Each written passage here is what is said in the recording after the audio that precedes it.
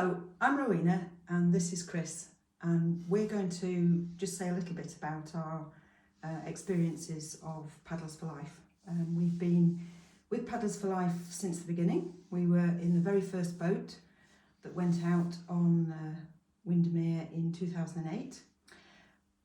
Before that, I was diagnosed with breast cancer in February 2006. I remember it very clearly.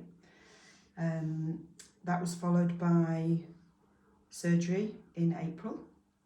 Then I had chemotherapy from July. And then in the autumn I had radiotherapy. And I remember I was 46 when I was diagnosed and I was working full time. And I managed to start going back to work part-time just before Christmas in 2006. So a very significant year for me, and one I remember very, very clearly. Can't believe it's 14 years ago. So I'm speaking really as a supporter of Rowena through her illness in the first case, and this is quite an experience really, because you're used to the sort of the childbirth and the intended medical interventions, but this really comes out of the blue. And there's not much of a handbook for supporters, and you see your partner going through, well, having the diagnosis, which is bad enough, but they're not actually ill at that point. They would be if they didn't have treatment, but they're not actually ill at that point. And the treatment is generally quite debilitating, as well as the more mental aspects of it. You see them going through this, and you have to look after them, obviously, but there's other aspects of your life that you still want to carry on as normal, like going to work, looking after children, not neglecting them. And then of course when they finish the treatment after all the various months, they're still not 100%, but there's no sort of instruction book that comes home with them saying how do you look after this, how do you look after that. When I was going through treatment, one of the nurses at Chorley mentioned some ladies who were breast cancer paddlers in Liverpool. And I thought this was quite interesting at the time, but I was not feeling that well at the time, so I didn't think much of it. And then when my treatment finished, it was mentioned again.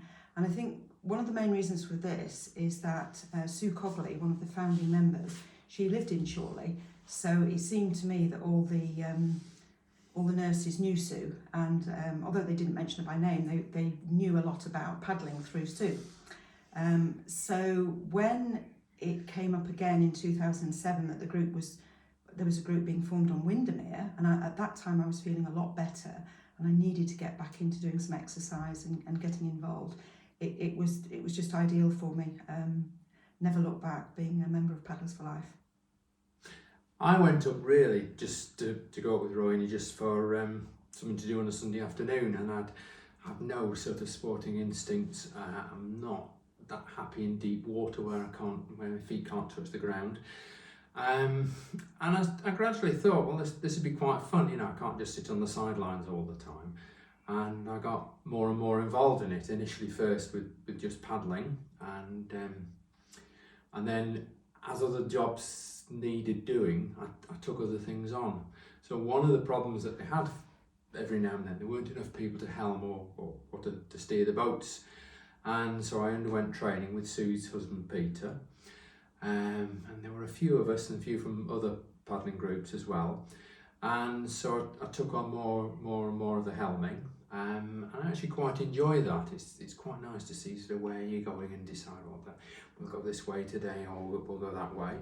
At times you have to be quite nerve-wracking because it strikes you the realisation that you're looking after sort of a dozen more people in the boat, and what you do decides not only where you're going but their safety as well. But I really quite enjoy doing that, and the sort of getting out on the water, meeting friends every week. And as time's gone on in the same sort of way, I've taken on other responsibilities, like looking after the support boat, going out in that, so I underwent training for that. And making things? Well, the trestle we're sitting on is one of 4 new ones that are finished in February, but the other 3 are in the garden because it's a bit of a closed season. The dragon here, do a lot of dental work on that when people park the boat a little carelessly and repair the teeth. You may notice that Mary, this is the dragon's head, she hasn't even got her eyes open yet. She was en route to the Down and Ready Day, and so she ended up in our house in lockdown with us, with various other bits and pieces of paddlers equipment, and we've got the poster here. You can see the boat, you can see Helen helming on the boat. What else? I'd say come along. It's really quite enjoyable. It's a worthwhile thing, and it's, as I said, I've never been a sporty person, and you can come paddling with a sporty mind or a recreational one or a social one, and it's lots of different things and combinations of things for different people. Paddlers for Life is a fantastic group. Do come along. Do a little video of yourself, tell us a bit about yourself, whether you're a newbie or you've been coming for years. It's really nice for everybody to meet all the other members, and I'm sure you won't regret becoming a member of Paddlers for Life. We can't believe where the last 14 years has gone.